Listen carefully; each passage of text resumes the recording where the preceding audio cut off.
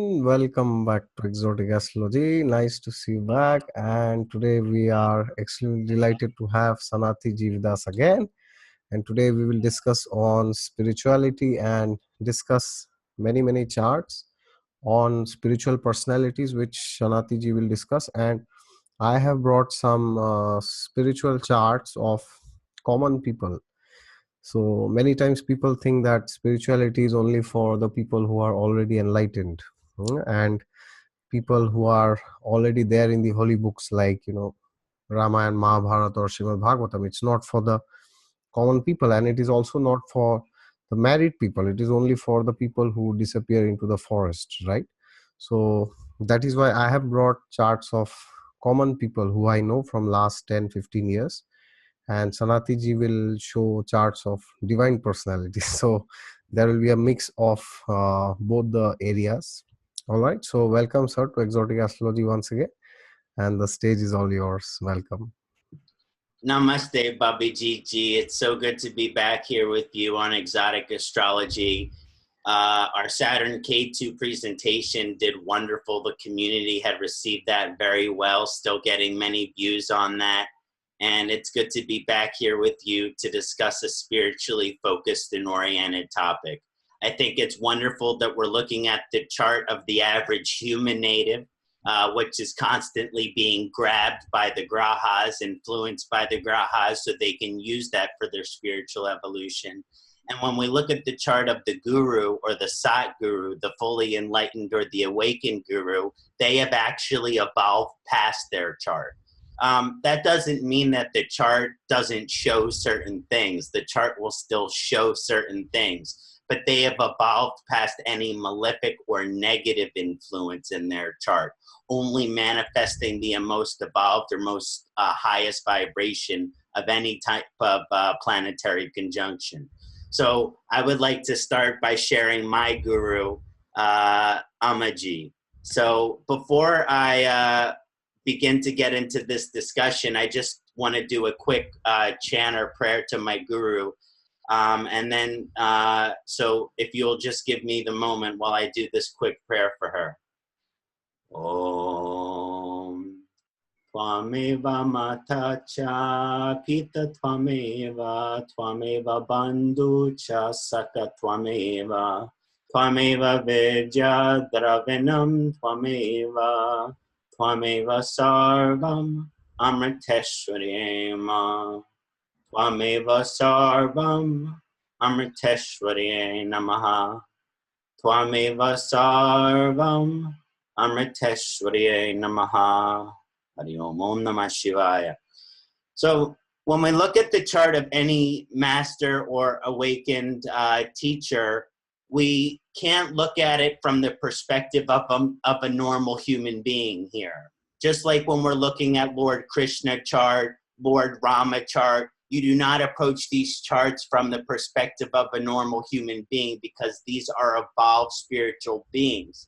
When you're looking at the cycle reincarnation, even though there could be some debate, but I'm not here to debate, but they have gone through the Mahasamadhi, which means they have ended the cycle of reincarnation, and these master teachers, they come back here to assist the humanity, to assist the planet, to assist the earth, to offer service to this planet, but they have already broken the cycle of reincarnation. So the way that their chart will be influencing them from a spiritual perspective is going to be completely different. Now, one thing that we notice about Ammaji's chart is that she has an exalted Saturn ascendant. We have Saturn at 3 degrees in the sign of Libra, so her ascendancy is Saturn exalted. Saturn is the servant. Saturn is the Shudra. What is the most evolved evolution of that energy? She is the servant to God. She is the servant to humanity. She is the servant of love. And so all of these strong servant energies are exalted within her nature, within her lifelong purpose in this lifetime. So it's very important to notice the Saturn exalted here in the ascendant position. But I also, one of the things which is very remarkable when we look at the chart of my guru is she has the moon exalted in the 8th house position. So the moon is exalted in the Rohini Nakshatra in the 8th house position.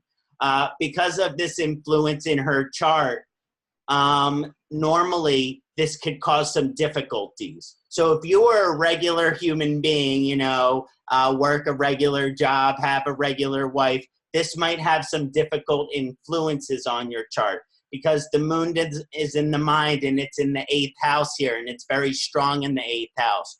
So there could be lots of mental vulnerability. That's if this person was manifesting as a completely human. Now, this is the house of chronic disease. One of the things that Amma's devotees have noticed is that, or have said, is that she can take away the disease of other people. So normally this moon in the Rohini Nakshatra or in the Kritika Nakshatra in the 8th house position, it could be influencing certain challenges. But for Amma, she has transcended these challenges. That means that actually, if you are one of her disciples and you have some type of disease, let's say you have the cancer, let's say you have the AIDS, let's say you have any other type of horrible disease, you go with an open heart and devotion and you beg towards Amma. And when she give you darshan, please take this disease away from me. She will take it away. The 8th house has also been the house of drugs. Some people with moon in the 8th house, if they were a human being, they would be tempted towards drugs. But Amma is a completely sober individual, and she actually transcends this energy to take away the addictions of other people. I have actually met individuals, they have the tobacco addiction, they have the cigarette addiction, they go to Amma, they say, please take away my addiction. And tomorrow they wake up and they don't want cigarette and they don't want tobacco. So there is this possibility of the transcending of all karma. There's Ketu, the moksha karaka in the house of career. This means in her house of her career, she's helping bringing the others towards moksha. But also, if you look at the perspective of her life, she's always been held to a higher position. So, and it's in a Cancer sign. So people have always regarded her as this individual who can bring us to moksha. See, because in Jyotish, there are many different types of karma. There's the fixed karma, there's the movable karma, and there's the dual karma. And for the movable and the dual karma, if we as human beings work hard enough, we can, and Bhabajeet will show you this when he looks at the chart of his individuals, they can evolve past this karma. But sometimes we have very difficult fixed karmas. And according to the great rishis, the only way for us to evolve out of these difficult fixed karmas is with the help of a guru. So we see Ketu position in the 10th house, Jupiter position in the 9th house, all of this strong guru vibration and helping people get closer to moksha, helping people get closer to Mahasamadhi. So this is a very powerful position. I always look at her D60 chart. We find that the moon and Venus are conjunct in the 8th house as well. I like the D60 chart for the past lifetime. So there is this Ketu in the 12th house position in the D60 chart. So so most of her disciples believe, and I believe, that Amma has already achieved the Mahasamadhi. So then why is she here? Saturn is exalted in the ascendant to be of service to the humanity, to be of service to the people, to help us evolve past our afflictions, to help us maintain our spiritual evolution. And so, again, we're looking in the chart of a Satguru, of a master guru, both how they have transcended any malefic influence of their chart to become only the most evolved vibration from that chart. But we can also see how the chart kind of influences their lifetime.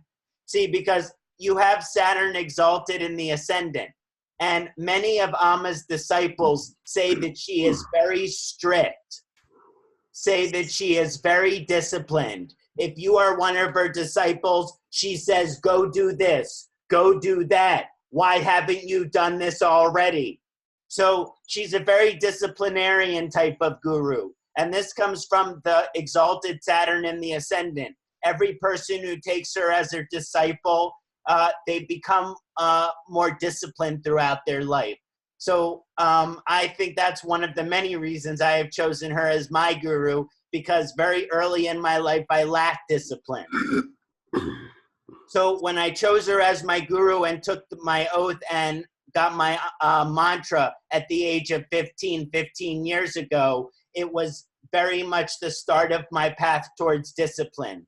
And I don't think I would be anywhere near where I am today if it weren't for her grace. So pranams to my guru, and thank you, Bhabajeet, for letting me share her chart.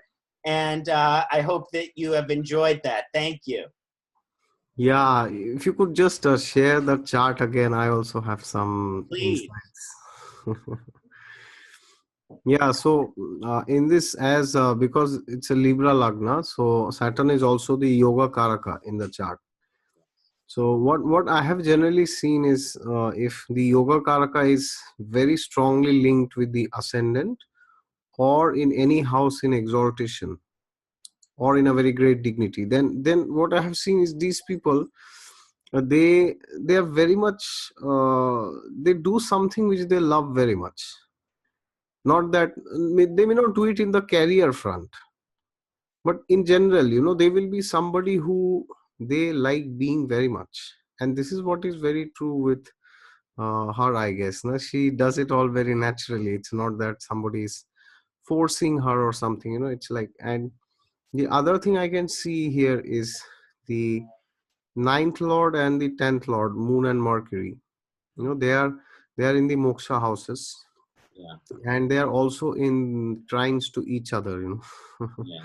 So this is also very good placement I have seen.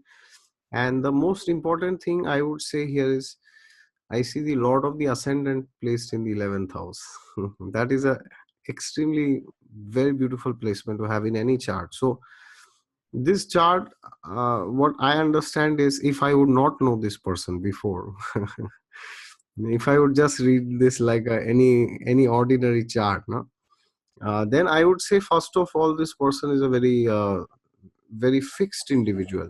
The person is very much determined. The person has a lot of willpower, and then she has applied this to spiritual path. Very beautiful this is. So now I will also start sharing. Thank you. That's and one thing I just want to double comment on that you already mentioned is the Mercury in the 12th bhava is in its natural sign, and it's also far away enough from the sun that there's no combustion. So she's before you get darshan from her, she gives 1 hour logical speech. Okay. So one of her things too is she helps kind of help the spiritual evolutionary process for people by talking to them logically. And Mercury's in a really strong position here in the 12th bhava. Mercury is exalted, and it's like perfect Buddha Aditya yoga is there. So I think that's why people are able to very much digest what she has to say. Yeah, and Sun is the lord of the 11th house of contacts and network circles and other people. That is also in the 12th house. So that's showing that she will have a lot of contacts, but it will be related to the matters of the 12th house. Yes. And Mercury is also the 9th lord, so that religion stuff is coming, and it's also the 12th lord. Yeah. So it's a very beautiful, and Jupiter is itself sitting in the 9th house.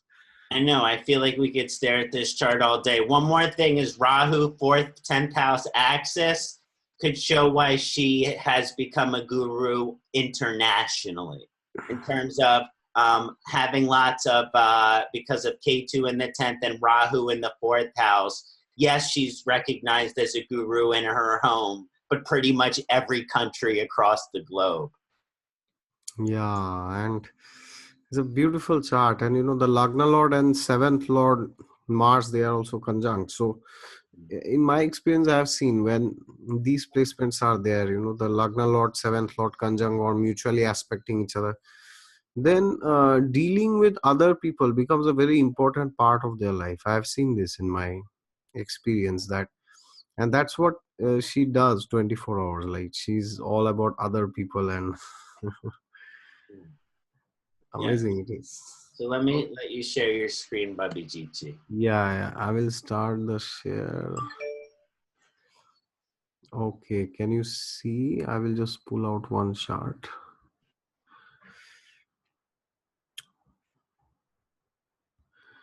All right. So I think I will start in reverse. All these two are the same charts. I will. Okay, I will start with this chart. Yes, so you can see the chart, right? Yes. Yeah, so this is the chart of one of my very good friends. He's here in Germany. Again, as I said, these are charts of common man. Common man, externally, because these are all they are very much spiritually committed and elevated. So they're definitely great souls, but they're just doing normal stuff like you and me, and it's like everybody else. So that is why I say these are common man charts. So my purpose behind showing these charts is that if these people can do, then we can also do. So whoever is watching this video, you can get inspired to do. And yes, I have not included dashas here, because if I include dashas, then many people will say, oh, this person was lucky to have that dasha, that is why this happened, that is why that happened. Well, that's correct, but even if the dasha is, the mahadasha is not there, but the antardashas of these planets will always be there in your chart. So you do not have to wait for an astrologically compatible mahadasha where you think that, oh, my spiritual life will go like rocket tomorrow. It doesn't work that way. You cannot just do nothing for 40 years and then after 40 years your so-called any mahadasha starts and you just go like a rocket. It doesn't work like that. So you don't have to wait for any mahadasha to come. As they say, the best time to start spiritual practices is now. So whatever you have now, you just utilize. So there you go. This is one of my friend's charts, a very good friend of mine. So in this chart, you can see that the Lord of the Ascendant is in the 12th house. Now, as you were saying last time, for Moon in the 8th house, now that could be a difficult placement for general people. Similarly here, if the Lord of the Ascendant is in the 12th house, they say that the person could be pessimistic sometimes, or the person may not take those actions necessary for doing better things in life. That's true in a generic sense. But the 12th house also is the house of moksha and spiritual stuff. So therefore, just because if you see the Lord of the Ascendant in the 12th, just do not make a blanket statement that it's a bad placement. So here Saturn is in own sign. It is in the 12th house. And you can also see that here Venus, it is the Lord of the 9th house. And here Venus is with Jupiter, and it is also aspecting the ascendant. So I have seen that in my experience, when Venus or Jupiter or the 9th Lord especially links with the ascendant, then this becomes a very powerful situation, because that shows that some kind of an influence of a guru is always coming to you, because you represent the ascendant or the ascendant lord. So Jupiter, Venus, and the 9th lords, 9th lord, these three planets, they are the natural gurus, I would say. So here the 9th lord Venus, the 9th lord is itself Venus, and then Jupiter is also there. Both of them are aspecting the ascendant. So this shows that the word of the gurus will affect this person very much. Okay, and any stuff related to spirituality will excite this person very much. And that's what is very true. And another significator of astrology, of spirituality, is the moon, because moon is a sign, the sign of Cancer, where Jupiter gets exalted. So moon also is in the ninth house in this chart. And Mercury, if you see the degrees, it's having the highest degree in the chart. So Mercury is the Atma Karaka in the chart. And Mercury is quite combust here with the sun, of course. And another thing I have seen here, that if the lord of the moksha houses, they exchange signs, or they sit in each other's houses, then also it is a fantastic placement for spirituality. I have seen it in my experience. So here you can see the 12th lord is in 12th house, and the 8th lord is in the 8th house. And so these are some of the placements which you can see, that these are very good placements. And the Atma Karaka is exalted here. And if you know the degrees, it is also Vargottama. This degree inside Virgo, it is also Vargottam. So this is a fantastic chart. And Ketu in the 5th house is very good for meditation, they say. So there are multiple things here. One is the relationship of the ninth lord with the Lagna. As I said, Venus is the ninth lord aspecting the Lagna. It's a very powerful placement. So this is one chart which I have seen. And now I will pull out the next chart. Bhabajeet, may I make a comment on that chart quickly? Definitely. There are some things that I really like about this chart for spirituality, and I love that you brought this chart out. As you mentioned, the ascendant ruler is in the 12th bhava. So then you have Saturn in moksha position. Then you have Mercury and Sun also in a moksha position. So one thing when I look at for spiritual evolution is these activations in the 12th house and the 8th house. Now, Saturn in the 12th house, it is in its own sign. But a lot of times the evolution that comes with Saturn, it's something that is kind of forced on us through the circumstances in our life. So this person probably, as far as their Saturn karma goes, was forced to spiritually grow. They had to become more patient. They had to become more humble. They had to become more accepting. These are the different types of spirituality growth. And then I also thought in the 5th house, K2 of the past lifetime karma is in the sign of the Gemini, which is depositing in that 8th house where Mercury is exaltation position. So this person could have a real thirst for knowledge when it comes to mystical, occult, esoteric things. Even as the house of disease, they could have knowledge in Jyotish, knowledge in Ayurveda, other forms of alternative medicine might be beneficial for them. So this is a really good position, I think, a really good chart for someone who wants to have a spiritually oriented life, especially knowledge of it. But Saturn was saying, well, even if they didn't want to have a spiritual life, they would have no choice, because there will be some circumstances in their life which they will have to kind of practice these more spiritual qualities. And then the last thing I wanted to say is spirituality and moksha. So like oftentimes we think of spirituality as a good thing, but it also has to do with letting go of our attachments. So this person has strong position in 8th house, strong position in 12th house. So they've had to let go of many things.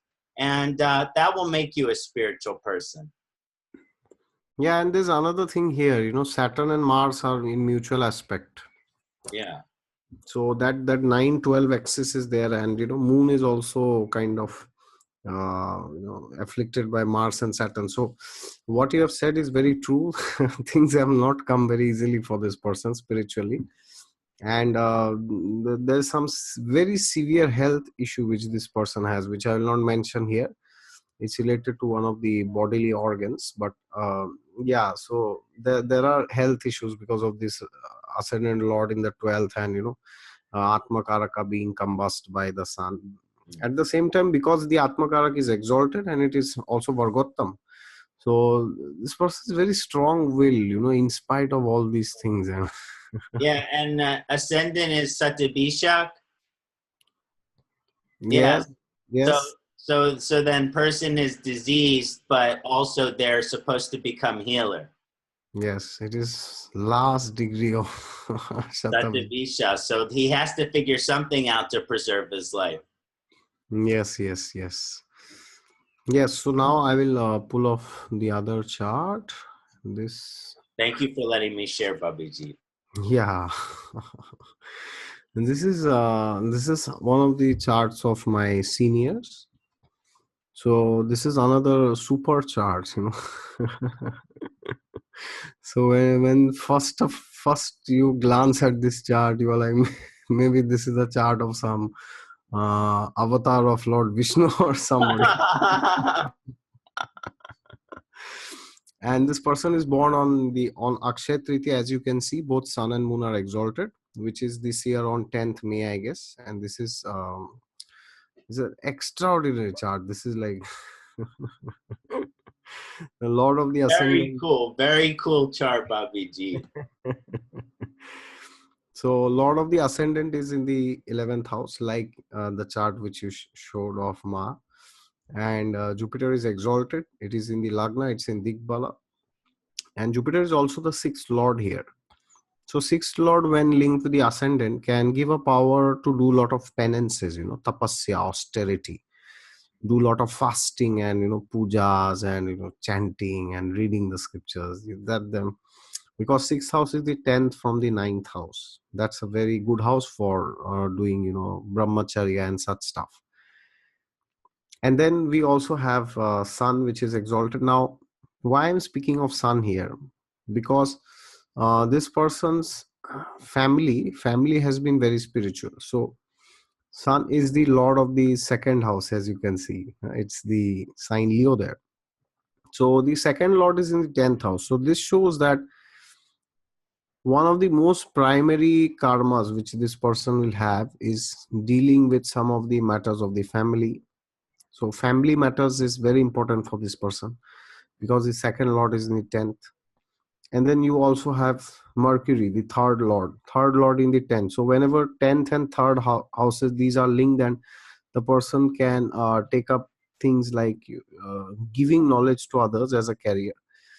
And Saturn is also in own sign, and it is also in Digbala. So it's an extraordinary chart. And there are three exalted planets in the Kendra, and one planet is exalted in, that is Moon. And the ninth lord is also Jupiter. It is also in Lagna. So this person loves to just be with the gurus. It's like that's the biggest fascination for this person. Just I want to be with the gurus. And nothing else this person wants. And this person is just helping others. And this person is just like the typical ascendant lord in the 11th, like for Amritanandamayi Ma we just saw. So these are great placements to have. And one of the challenges is this Venus and Mars and Ketu in the 12th house. So there were certain repercussions for this, but now the person is out from these challenges. So it's a very, very powerful chart. And in my experience of meeting with this person from like 2010 to 2015, I have been very closely associated with this person. I have seen, I mean, there is nothing this person cannot do. Anything which like sometimes my one of my gurus used to say, if nothing is getting done, then give it to this person, he will do it.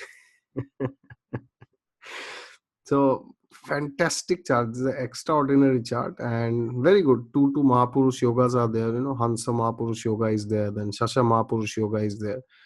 Very powerful chart this is. And yeah, that is all. Any comments you would like to give on this chart? Amazing chart, Bhabajeet. What a person to know. So a few things came to mind. One is the relevancy of the yuga.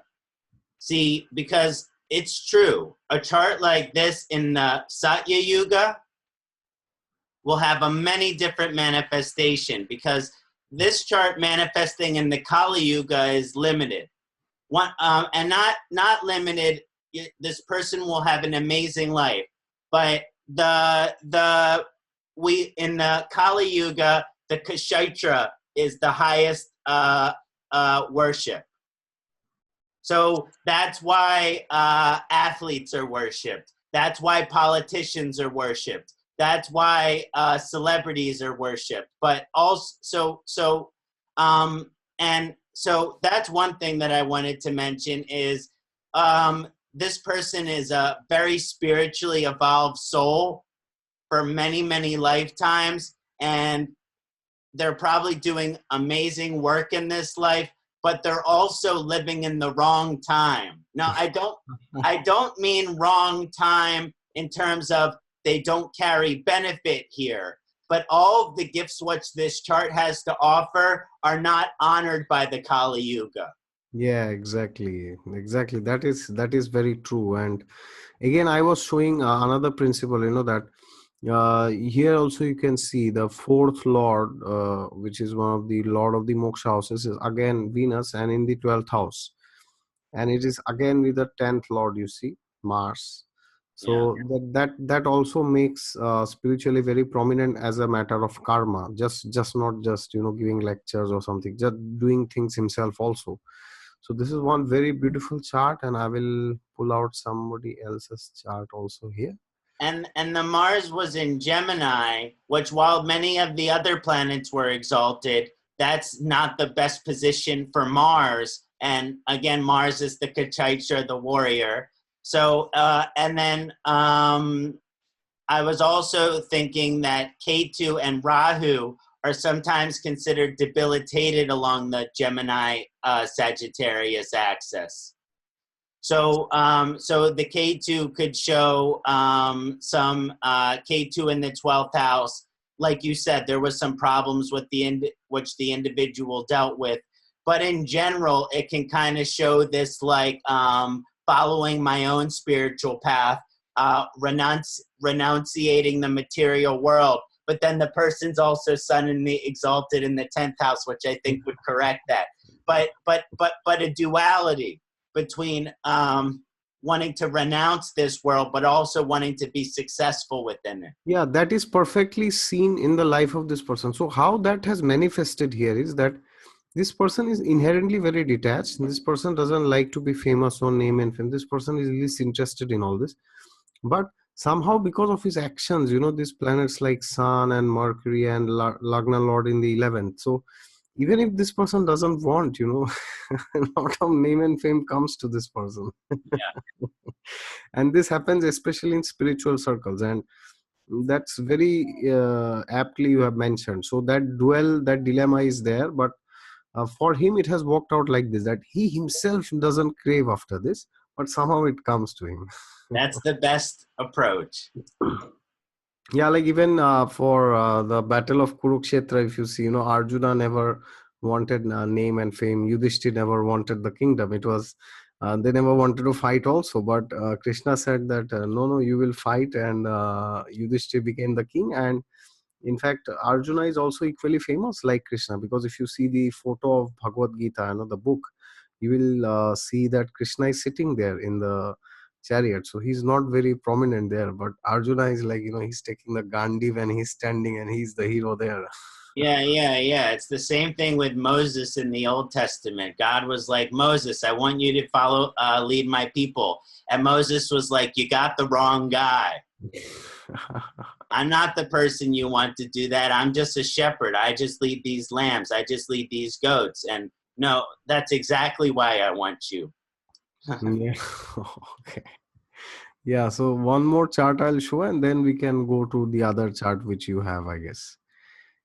Yeah, so this is another very powerful chart, and I have specifically kept this chart because there's a very powerful yoga in this chart. I guess you have already identified. Well, Dharma Karmadhipati Yoga is there because the ninth lord, which is Sun, and 10th lord, which is Mercury, is conjunct together, and that too it is in the ninth house. So this is another very powerful yoga which I have seen working right and left. And there are other charts where also this yoga is present, which I will show eventually today. So It's a very, very, very, very powerful chart. And again, as I said, Jupiter and Venus, these two planets shows our communications with the gurus. So these two are also present in the 10th house, and this is a fantastic placement to have. And there are some issues, of course. Venus is in debility, of course, and there are some other mantras which I have suggested this person to do. And Moon is also in the fifth house. Fifth house is the house of mantra, as they say. So it's a very powerful chart. It's this ninth lord, 10th lord yoga is there, and it's very powerful. The person loves to do spiritual activities, loves to guide others. And this is also another person who, again, you see that Mars, Ketu, in Gemini. This is another person who doesn't like name, fame of that sort. But what to do? It comes.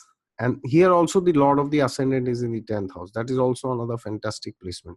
So the point which I want to make here today with these three charts is, many times people have this misconception about spirituality, that, or about religion also. Sometimes I've seen people saying it like this, that okay, spirituality and religious stuff, is for those people who couldn't do much good in their material life.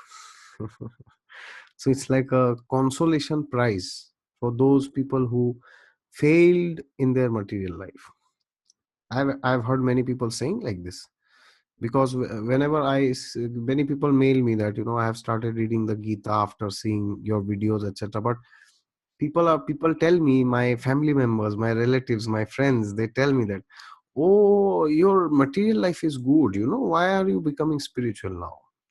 So unless material life is bad, you should not become spiritual. So that's what I want to show in these charts, that these are people who have had great material success. They are at the pinnacle of material success, and that is indicated in the chart. If you see the 10th house, as you said in the last chart, sun exalted in the 10th house. So you don't have to be a pauper, a beggar materially to become spiritual. It's not required. That's a very big misconception. Because even if you are a beggar, maybe you may not want to be spiritual. If that would be the case, then every person who was, in poverty would be spiritual. But we don't see like that. So spiritual progress has nothing to do with your finances or with your married life or anything to do with externals, because some of these charts, they are married, some of these charts, they are not married. So that's what I wanted to show. And any comments on this chart? I just love your philosophy, Bhabajeet. I mean, the discussion about the material versus the spiritual is just so deep. Like, that's why they say rich man's heaven is the poor man's hell. But also that money doesn't buy happiness. Now, obviously, having no money and having to struggle for food and shelter makes it hard to be happy. But if you have what you need, the question is, why would you need more? And if you have everything that you need, why would you need more? And then you get into more darker qualities such as greed, envy, ego. And we have to have a healthy ego, but there's also an unhealthy ego. So, their arta is dhamarta kama mokshanam. Arta is one of the aims of life, that it is within our destiny to fulfill that. That is our ability to provide for ourselves. So we have to have everything that we need.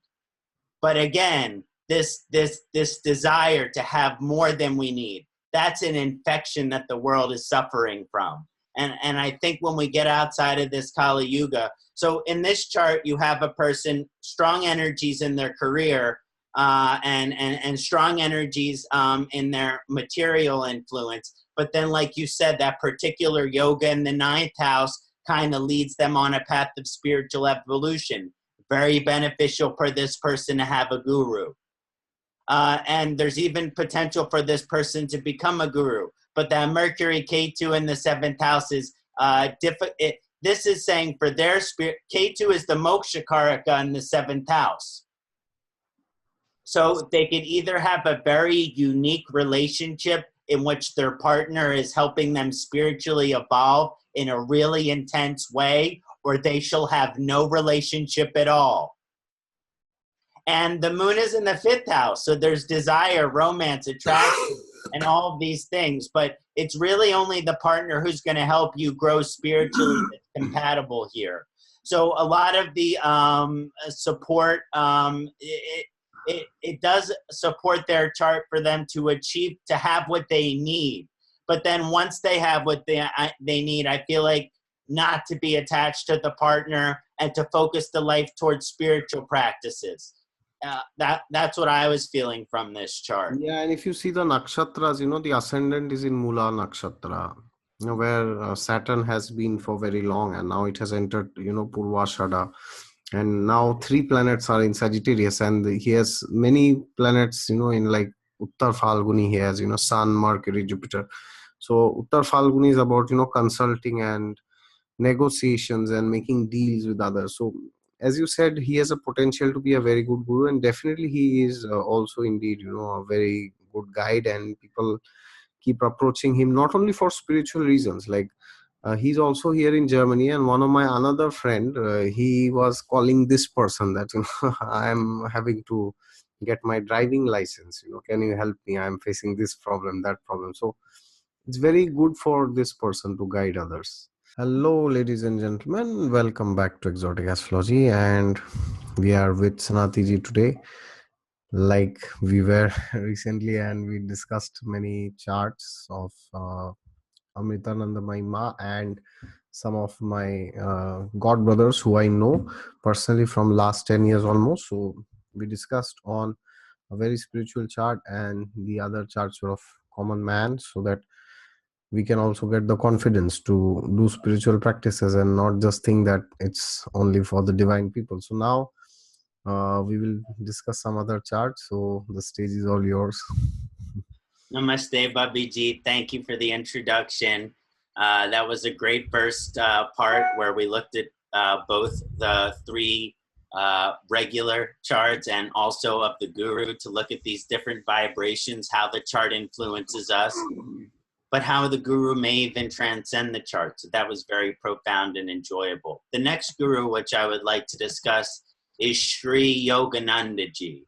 Yogananda ji, born January 5th, 1893, was a great guru and teacher. And he's most widely known here in the United States as the person who kind of brought yoga to the Eastern world. So he brought yoga to America. When you're looking at from a spiritual perspective, some things that are very profound about his chart is we're looking at a ascendancy in Maga Nakshatra. This is the sign of Leo, and this is Maga. And then the moon here is also in Maga Nakshatra. So you're having a strong Maga vibration. Now, Maga has to do with leadership and ancestral karma. So, and Simha, Leo, is considered fixed karmic sign. So you could think of many ways as Yogananda's destiny in terms of him being popular, because the moon is magnetic in its highest quality, and so is Leo magnetic. And the sun is in signification position in the 5th house here. So the sun is in its natural house. So there is this signification here that his popularity, his success, his destiny, it was fate. It was fixed.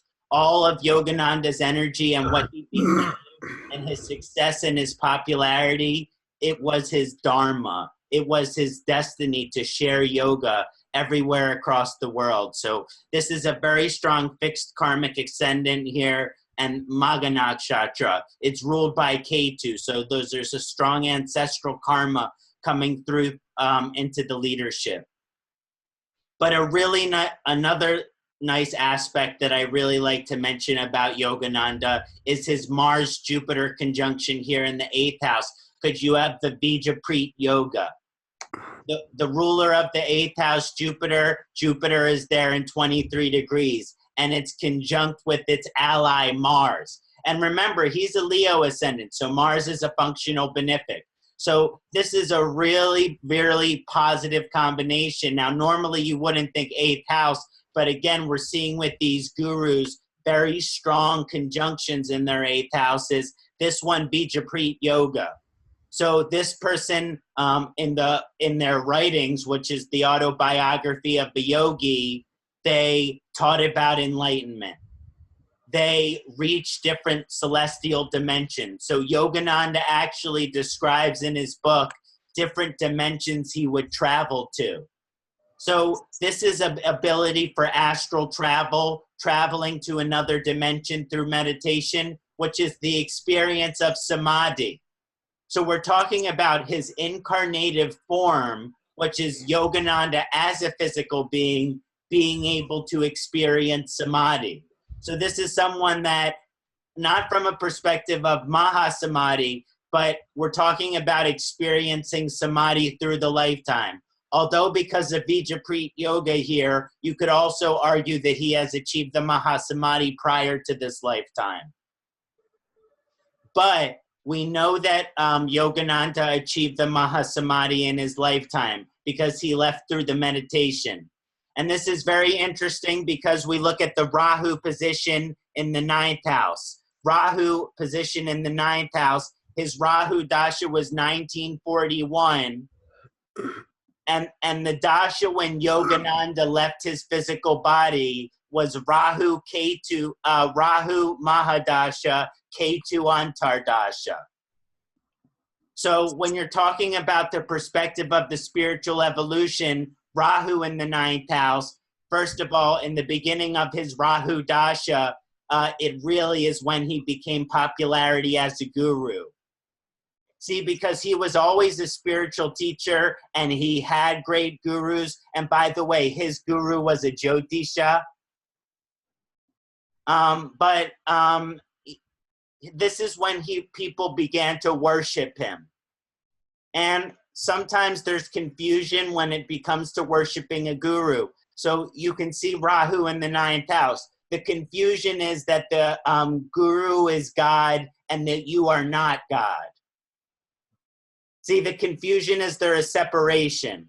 In other words, the guru is there, the guru is God, but the guru is supposed to reflect to you of your own divine light. But of course, during his Rahu Dasha, people had him worshiping him, and this was also in a fixed karmic sign. So him to be worshipped as a guru was also a fixed karma. And Rahu is the unpaved territory here. So it is something that his soul needed to experience, was to be worshipped as a guru. And still today in America, even though he has left his material body, many people worship him as a guru. But I think it's very interesting that he left his body, he took his Mahasamadhi during the Rahu Mahadasha Antardasha. Because this is something where it's saying, okay, no, he's not dying. This isn't what we call death. This is what we call moksha. And that's something that he's transcending in the chart here. I think by leaving during his Rahu Ketu Dasha, it shows Mahasamadhi. It shows moksha. It shows that it doesn't mean that he doesn't choose to reincarnate to come back and help here. But I think he already did his karma by bringing yogic philosophy to the entire world. So it's possible Yogananda no longer needs to be reincarnated anymore. And that's what I would like to say about that. I hope that was interesting, Bhabajeet. Yeah, if you could just show the chart once again. Yes, please. Yeah, this is something very interesting which I have noticed, and I also have one chart which also has some similar placements. Like I have seen in my experience, if moon is linked with the ascendant sometimes, then also the person has a very high potential for spirituality. Now, this is a bit surprising for everybody, that how the mind can by being in the ascendant can give that. But well, as I said earlier, that moon is the planet in which whose sign Jupiter gets exalted. So there's a possibility for the person to channelize the higher emotional energies into spiritual emotions for God. And that's where, bhakti yoga culminates, as Lord Krishna says in the Gita at the end, after describing all the spiritual paths and spiritual processes. So I have another chart like this where moon is also in the ascendant, which I will show, but I wanted to highlight that here. And that Rahu's presence in the ninth house, that foreign stuff that can also be seen from there. Wonderful chart this is. Excellent point on the moon, and I think English does a very bad job at translating Sanskrit. But one of my favorite translations of Somaya is the emblem of devotion. So what you're talking about is 100% true, because then the devotion will be influencing the personality of the person. So not everything that we choose to be devoted to is positive. Exactly. But if we put devotion in the spiritual direction, that is the most pure kind of divine devotion there is. So again, I love the moon as a devotional source. Fantastic. So I'd love to see your charts, Bhabajeet. Yeah, I will just start the share. Start share. Okay. Yeah, this was, you can see the chart, right? Yeah. Yeah, so this was the chart which I was talking, debilitated moon in the ascendant. Now, here again, as I had shown with my earlier charts, you can again see the combination, the link between the ninth house and the first house, the Lagna. Moon is the ninth lord and it is in the Lagna. And here also, like some of the earlier charts, the Lagna lord is in the 11th house. So that is again a very good placement for material success, or either ways you call it, financial success or anything you want. And you can see the 10th house is again very strong here. As you said in that chart, that the 10th house will pull the person towards this direction. So here you see the 10th lord, sun is in own sign, then Jupiter is there, then Mercury is also there. It's a very fantastic chart. And Venus is again in the ninth house. That also I have seen. Now, although there people say that Venus represents material stuff and material comforts, so generally Venus is linked with the ninth house. They say that the person may be a bit concerned about material luxuries when he or she goes to spiritual programs. They say like this. But I've seen, if this is in a water sign, this is not necessarily true, because water sign can give more of that, absorption and emotional comfort stuff. So which is very true in this regard. And it's a very, very, very powerful chart, and I know this person very well, and we keep talking almost once every 15 days. And this person is currently materially, he's preparing for the government services in India, as they know it as UPSC exam. And it's one of the toughest exams in the entire world because of the competition, and some say it is the toughest exam in the world. So yes, I have told him that your Mercury is conjunct the sun. So that is why he's in Mercury Mahadasha now. He's in Mercury Saturn. So there are high chances that he gets through, and there are other things also in the Dasamsa which is indicated, where he might end up in a government position or something like that. But in my experience, at a spiritual level, this person has been a very big leader in the spiritual community when I was there in Chennai. And this was there during the Antardasha of Mars. So during Mercury Mars, this period, if you see in the Dasha, from 2012 February to 2013 February, during that time he was in a very, very, very big leadership position. Because Mars is in the 11th house of name, fame, recognition. And he did fantastic in that. And later on, when Rahu started, he went to a different place for education. And when Jupiter started, he left all the stuff and he went to prepare for the entrance exams. And now during Saturn, as you can see, he's also undergoing the Sade Sati. It's like Saturn's influence is very strong now, dasha and transit wise, both ways. So yeah, that is one thing. Any comments on this chart? It's a very amazing chart, and I definitely there all of those significations in the 10th house. I think government position seems to be a great alignment for this individual. Yeah. Jupiter Sun conjunction, they're in Leo, which is already having to do with organizational or hierarchies. But when we're looking at from a specific spiritual evolutionary perspective, like you mentioned, the Venus in the 9th house in a Cancer sign is a very interesting position. This would mean from a spiritual perspective, okay, yeah, Venus has to do with finances. It has to do with romantic love. And also we see that Venus is the ruler of this person's 7th house. For his spiritual evolution, spirituality isn't just about praying in a temple, praying. Sometimes it's about having the right relationship with the material world and the romantic world. So when I look at the chart of this person, especially Rahu in the 2nd house, Ketu in the 8th house, Venus rules the 2nd house and the 12th house, but Venus is in the 9th house. So this means he cannot, even though he's going to be very successful, government position, money, and all of these things, he cannot overvalue, because he's going to have money. He's going to have recognition. He's going to have success. And when these things happen, for his spirituality, he is not to overvalue these material world, and he is not to undervalue the material world.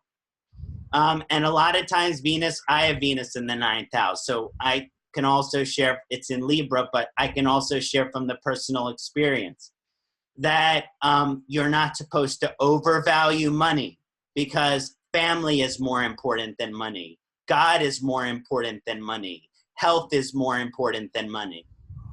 Then you can kind of negotiate where you want money to fit in. But those three things are always important than anything material.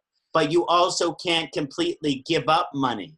So you're not supposed to, in this chart, there's a lot around money and finances and things like that. And he should not be attached to money.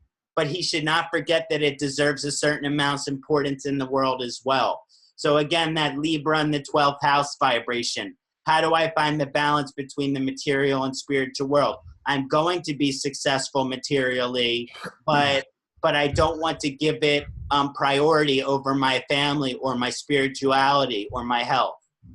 And that's the thing which is very interesting. If you see the degrees, his Venus is Atmakarak, planet with the highest degree. Yeah.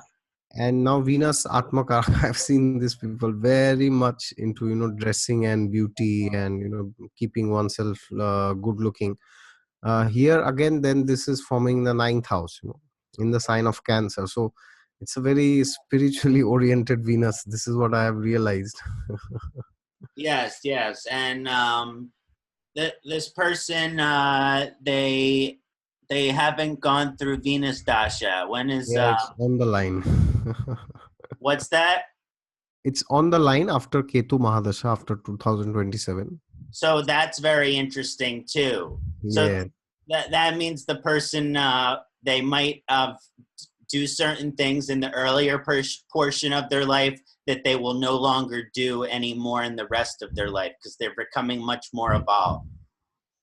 Yes, yes. I will just pull out the other charts. Maybe he used to like beer, but not anymore. Maybe I have to ask this question the next time I talk to him. In Venus Dasha, he will stop drinking the beer. Okay. But yeah, his moon Venus are in trine, so he's very fond of milk products. Extremely fond, my God. He's like, you give him milk products, he doesn't need anything else. It's a beautiful chart. Yeah. He's going to be a very successful person. Yeah, I'll just pull out this chart. Yeah, this is one of my favorite personal charts, and he's my senior. He's 2 years senior to me, elder to me. I mean, academically, he's 1 year senior, but I just love this person. I- and I can just spend days and weeks and months, and sometimes, of course, we don't get time to talk much. He's in the US, but and he recently got married. It's an amazing chart. It's like the chart is amazing. That's okay, fine, but if you meet him in person, he's very good, very good, very good, and I'm very lucky to have his association. So here also, if you see, that the 10th lord is Venus and the ninth lord is Mercury. They are again conjunct. The Dharma Karmadipati Yoga is again there, and also Sun is also sitting there.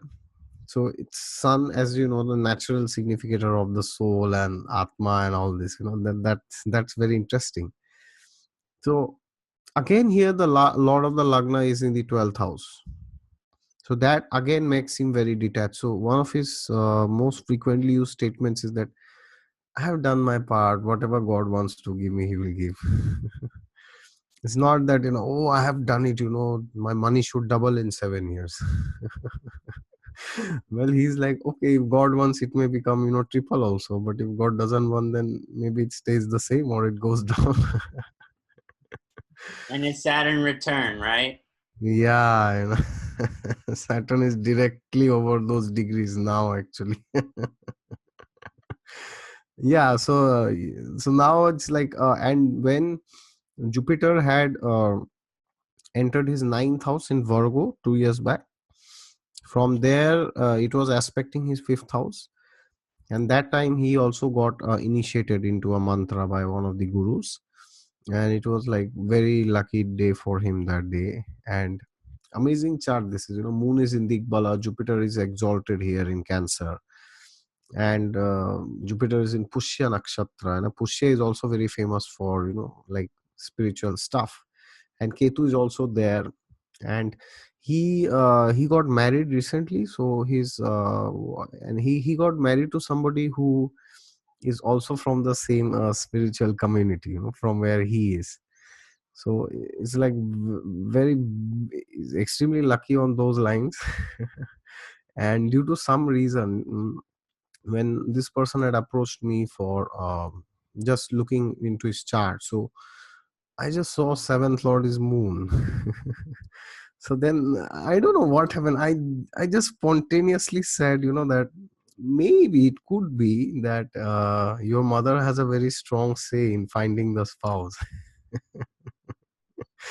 And then he told me that he had met 3 4 girls, and for going ahead with marriage, but nothing finalized and things were not working out.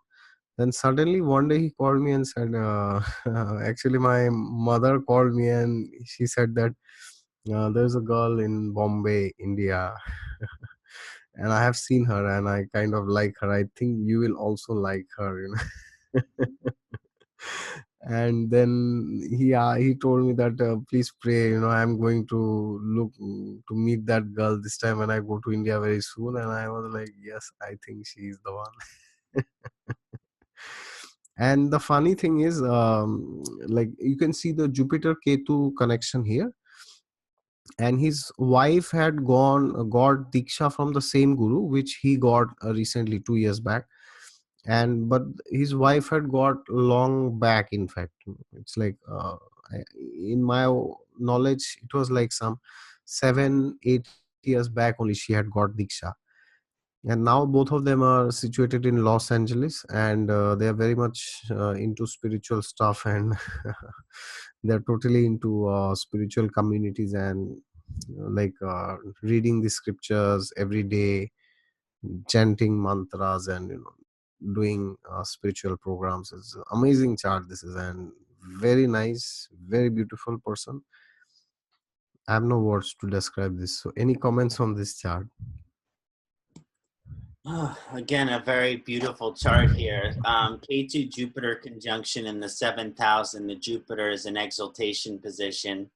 And this, for me, for if we're looking at the spiritual evolution of this native, the person has lots of spiritual indications for evolution in their chart, especially Saturn related by the return over his 12th house. He's also a Rahu ascendant, so he's also going to be questioning always.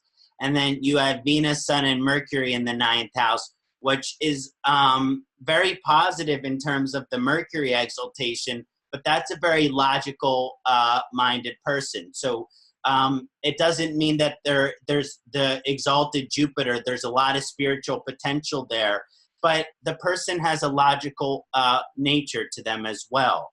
Now, that means that the marriage for them, especially because of the K2 Jupiter conjunction in the 7th house, is very beneficial for their spiritual evolution, especially if they have a partner who has a lot of faith. And when you told me that they're from the same spiritual community, I just got this warm feeling in my chest, because the partner helps act like a conductor for the other person to get to moksha for anyone who has K2 in the 7th house. And Jupiter is also there. So this person has a lot of spiritual evolutionary energy in their chart, but it gets double, triple activated when they get married to the right person. So I'm so happy that that happened. Yeah, and regarding this Mercury you were just telling now. So, in fact, I still remember when I saw him first in 2011. For the first time, I met him, and it was like one of the satsang programs in Chennai, and we were just sitting, and I didn't realize we were just discussing on and on and on for 4 hours on some topic from the Gita, and I was like, time is just flowing like. Yeah. And suddenly I realized, it's late night, and otherwise they will not let me enter the hostels. I must leave. Astrologers are the same way. They'll talk. They'll talk about some technical aspect 5-10 hours, and then all the other people who just like get their charts getting read are like, I'm gonna go. I'm gonna go.